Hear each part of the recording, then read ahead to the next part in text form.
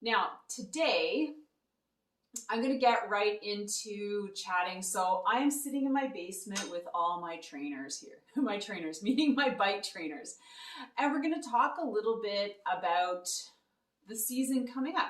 And I've got this shirt on. It says you versus you because a lot of what keeps us from moving forward is ourselves.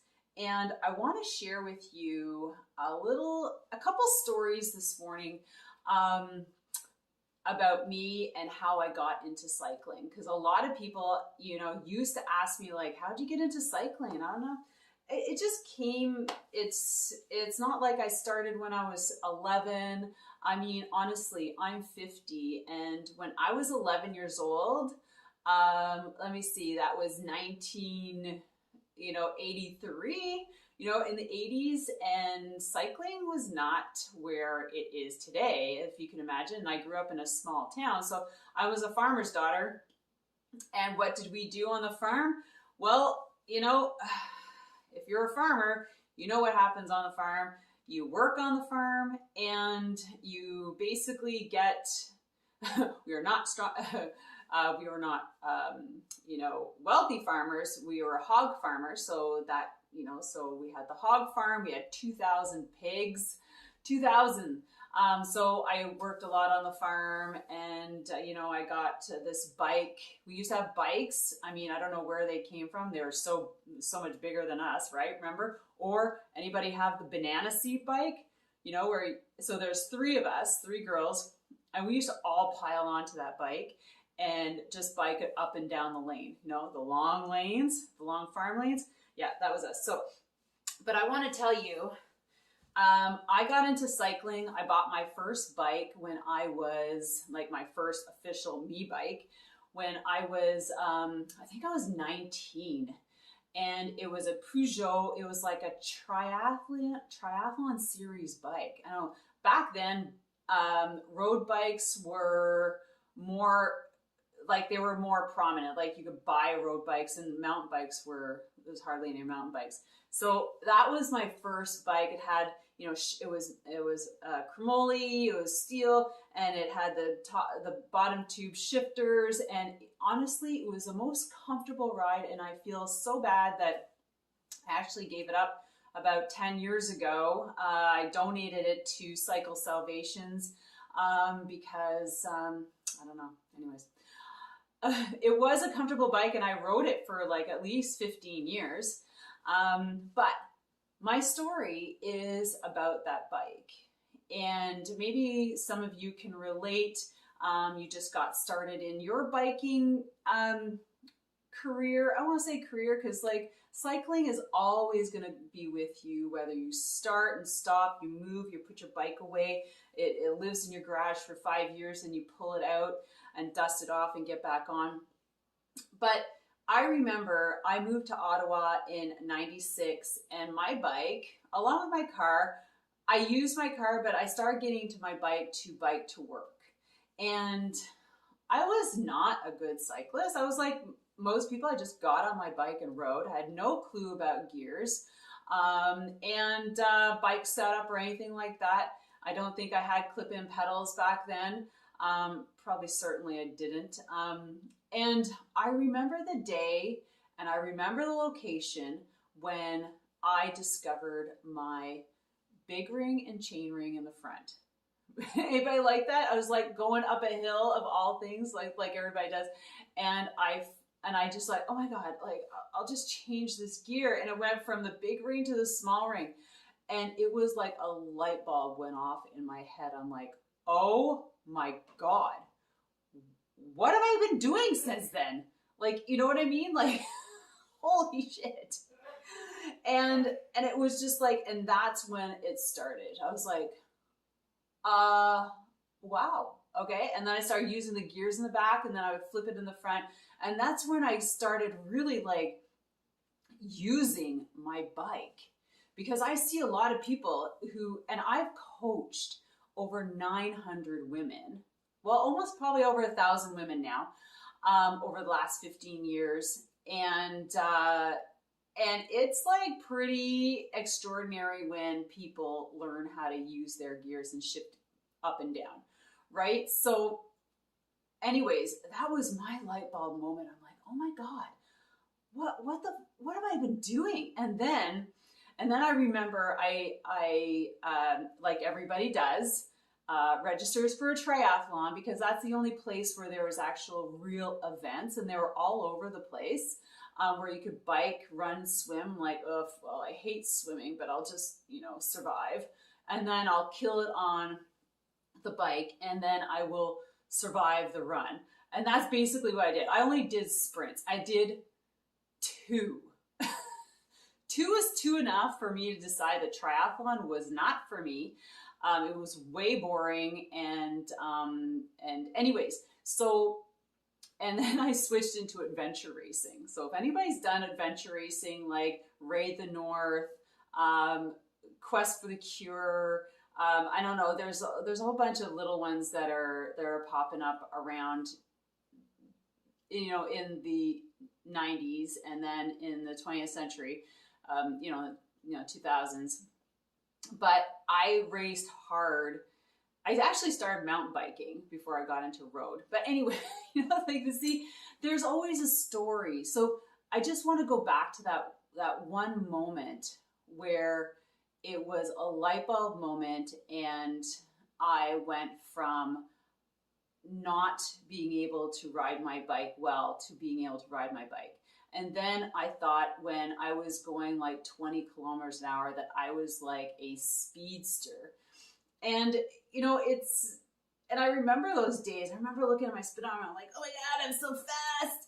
And then now I look at my speedometer, I'm like, yeah, and I progressed over the years, right? When you get on your bike and you do more intentional training and ride with others who are faster, you actually ultimately get faster. But you have to be able to get over you and your fear and step out of your comfort zone and know that you're going to be going into a pain cave of this group ride, because these people are way higher in fitness than you, to get better. Just know that you should have the map rooted on your phone, so when they drop you, and they will not pick you up, this is one of those group rides, that you know how to get home. And it's okay. And you're not going to get all upset about it and bent out of shape. Anyway, so I did that for a long time. But so I went from learning how to ride, change my gears, and that was 96, 97 when I moved to Ottawa and I was biking to work. And then I transitioned, I tried triathlon, and then that wasn't for me. And then I got on a mountain bike and I started mountain bike racing. So before I go into the rest of my story and talking about mountain biking, we're going to take a mini break right now, and I'm going to tell you about something that's super cool that's coming down the pipe. All right, so little coaching plug here. And because you're here, and remember, I've told you that I've coached over like 1,000 people. My 4-week road cycling, cycling skills 4-week webinar is starting in October. And what is this 4-week webinar? So remember, I was talking about cycling skills, right? So this webinar is specifically for cycling skills and getting just the skills in your 4 weeks. And why is it 4 weeks? Because each week is dedicated to a different set of skills. And when you go through the webinar, you are sent home with homework, and then I want you to do the drills that I give you. There will be a Q&A, and then during that week, so you basically, the session is on Thursday, you get your homework on Friday, you try your homework. So your homework is related to the skill that you just learned. And then we have a Q&A Tuesday at lunch. And that's where you go and you ask me all the questions relating to that skill. And what, like if you don't understand something or if you have questions about it, or maybe you had an aha moment. That's how I've set it up. So the first week is, and there's also a Facebook group, so I'm going to be putting information in there. So the first week is dedicated to pedal stroke. And what is that? Your pedal stroke. Pedal stroke is like the foundation of your cycling. Getting your pedal stroke down, it takes a while to perfect. I'm saying, like, you have to think and be thinking about it all the time, basically, to get it. It can make you 20% faster. Now imagine being 20% faster on the bike, on your hill, on the flat. So it all comes down to your pedal stroke efficiency. So that's week 1. Then you go home, you get homework, and you come back. Now week 2 is hill climbing. Out of the saddle, in the saddle, transition, changing your gears on the hill. We're going to be talking about that, and you're going to learn how to do that. Week 3 is about strength, power, and speed. We're going to talk about strength training for cycling. We're going to talk about how to sprint in the saddle, out of the saddle, transitioning, super important. And then you get homework again. And then week 4 is nutrition. It's just a presentation, putting it all together, and you learn how to fuel. If you can't fuel right, you're never going to have the explosive experience that you want on your bike. And your recovery is going to suck. You're going to be working for nothing if you don't have the nutrition down. And nobody talks about this. But here's how the webinar is set up. I will do a physical presentation on a whiteboard. You are to be set up on your bike. I have my bike. I go from the whiteboard to my bike. I demonstrate, and then I make you get on your bike and you go through the drills. And then I send you home with homework. Does that sound cool? You can get everything you want in 4 weeks. In October, it starts on the 8th. Secure your spot. Go to cyclingskillspro.com. Secure your spot, and I'll see you there. But this is it. You can get all these good skills to improve over the winter. Awesome. How does that sound? You may just check it out. Go to the website and check it out. All right. Back to the rest of my chat. Now, thanks so much for listening, and thanks for staying here. All right. So let's talk about the you versus you. Now, what I want you to think about right now is your goals. Now, coming off of the summer, I know you probably have a pretty good idea of, because over the summer, and here's for myself included, like I had a phenomenal summer. Like I trained so differently last winter, and it set me up for a super strong spring, which just led me into the summer. And at the end of the summer, I'm just like, you know what? I really want to get back into being competitive. And you know what? I know you're like, well, I don't want to be competitive. But competitive can be different things to you. Competitive can be like, I have a hill that I want to succeed at. So around here where I live, we have the Gatineau Park. And there's a couple hills, like Pink Lake is the first one that people have to get over in order to make it to Champlain Lookout. And then the next step is Champlain Lookout. So, for a lot of people that I've coached, Pinks has been a goal. And then when you succeed at that goal, you're like, okay, now I want to work to the next goal. And that can be the way, and then once you hit there, you're going to be in the same boat as me. What else can I do? Can I, bike tours, going over to Spain? Like there's all sorts of things that you're going to start sitting and contemplating. And in the process, you're going to meet people who are going to want to do the same thing and who are going to do it with you. So then you constantly have different things that you want to do year after year after year. Or maybe you're going to set yourself up for a 3-year plan to go and ride in France. Say, like you want to do the Pyrenees. You want to do Mont Ventoux, whatever. And this is where, you know, training and getting yourself there, you know, like you have to have a plan. So, you know, what are your plans? And I'm going to tell you about my plans because I really want you to think about where you want to go. Like, where are you sitting right now and where do you want to go? Like, what do you want to do next year? And then you're going to be like, okay, what do I need to do over the winter to get me there? And that's a really important question because what you do in the winter, if you do it properly, is going to set you up for success.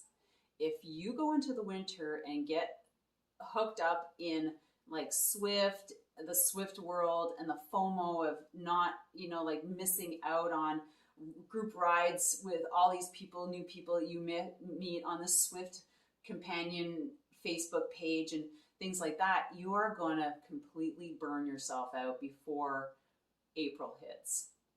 And that's why I'm talking about a plan. How can you plan your winter training? Because then there's life, there's kids, there's work, there's like, you cannot physically do everything you want, but you can be a have-it-all woman. I talk to women and I also talk to you guys in the process if you do it right. And that's the important thing. If you do it right and you don't allow the FOMO to get to you. Like last year, I was like, oh my God, these women were killing themselves getting all these stupid badges on Zwift. Wow, faith, like whatever. And I just listened to them because I'm on this Facebook page and I just use that as an example because they were feeling tired. They were feeling defeated. They're like, there's so many stories. Like, I wanted to get this badge, but I couldn't. You know, I was so tired. I got on my bike. I was tired before I even got on my bike. And then I had to bike like 5 hours because I had to get this badge. It's just like, oh my God, no, that's not what training is about. Training is about being intentional and making it fun and actually seeing some progress. Like, to me, that kind of conversation I saw was actually, she is doing her a disservice and actually making her fitness, taking away from her fitness, because she's literally, whoever that lady was like not planning and probably just burning her adrenal glands out and just taxing her body, so fatigued. I mean, when you're fatigued before you get on the bike, I mean, there's different types of fatigue, right? Like chronic is when you're always tired and you're just not allowing yourself the time to recover. And then there's a type of fatigue, and I can't think of it right now, but that is good fatigue because you are taxing your body, but then you have to recover. So think about your goals. Now, mine this year, because I saw such a great increase in my fitness, I'm like, God, I want to get competitive again. I just turned 50 and like I spent a lot of my 30s being competitive, a lot of my 40s bike racing, and it's itching inside me. But there's certain things that I don't want to do. I'm not sure if I don't want a road race. I know that. I picked up my mountain bike and I got that and I went mountain bike racing. Mountain bike riding. I'm like, boy, that is definitely, that's learning curve is starting from zero again. So like, you know, I was on those technical trails and I'm like, holy moly, I need a lot of extra time on these trails to get better on the technical part, right? Because it's technical. And I'm like, I used to ride these like a freaking superstar like 20 years ago. I'm not 30 anymore. You know what I'm saying? And then there's gravel that's coming up and I'm like, ooh, that's like a really cool in between of mountain bike that I absolutely loved and road biking that I absolutely loved. So, and then it's like, what kind of event can I find that's super cool? It's going to be challenging. And my girlfriend, Allison, sent me this link and she's doing, it was like an 8-hour race. Okay. Now you're listening to this on Friday. This race is in 2 weekends. So the September 18th. It's Hurton and Halliburton. There's a women's solo. You could do it as a team. I'm like, I'm doing it solo. But it's 8 hours. So you're like, oh my God, 8 hours of riding. But if you think about 8 hours, 8 hours is kind of like the equivalent to a Grand Fondo, which is like 180 kilometers, if you're doing it kind of slow. Usually those are like 6 hours, between 6 and 7, you'd finish that. So I'm like, I've done those before. The thing is that it's a 27K loop. So if you think about it, 8 hours, it's basically do as many loops as you can in 8 hours. So I looked at the results, and like 6 hours was a top amount of loops for women. And then there's like 4, 3, 2. So people just went out there and had fun. But you know, that's not me. So I think, okay, I can do 27K. I can take breaks. I can do this. I've got from 10 a.m. to 6 p.m. to do as many as I can. And when you think about it that way, you break down the bigger picture to something smaller, it's totally attainable. And so I'm just super excited. But then I'm like, okay, that's like next weekend. What am I going to do next year? And I've been hearing about these super challenging gravel races and mountain bike races in the States. I'm like, I want to go to the States and do something fun, provided you can get across the border. But you know what I mean? And so I challenge you to sit there and look at what your summer was like and share with me on Instagram what it is that you're going to do next. Because I am super excited. And if it's really cool, I mean, they're all cool, but I might just join you. Who knows? I don't know. But I would love if you could share, like wherever you are, wherever you live, some cool events that are happening in your area. And please take a picture of the event, put it on Instagram and tag me, because I want to see it and I will share it. If it happens to be like an event that your friend puts on, let's just promote it. So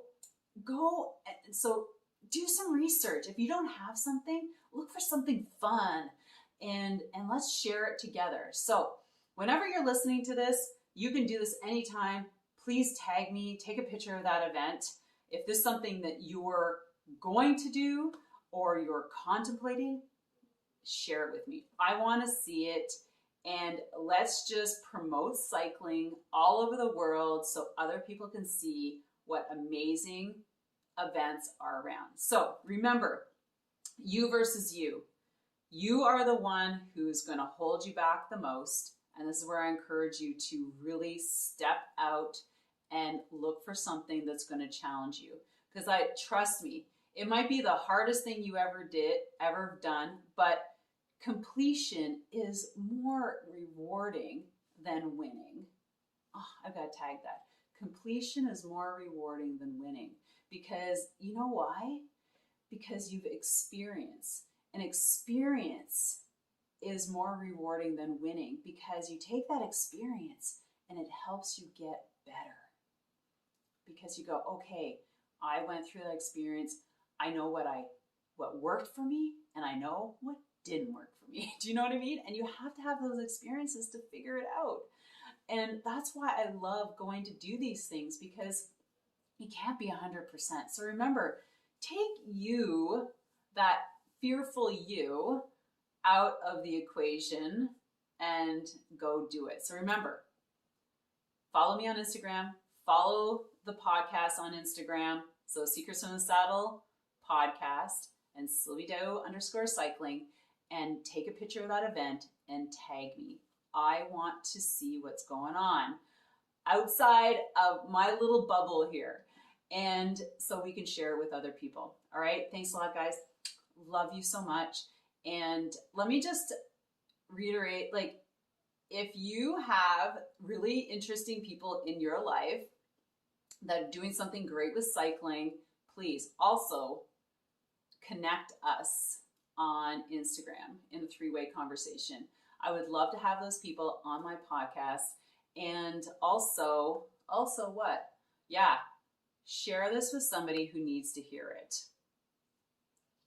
Have an amazing day. Don't forget to ride your bike.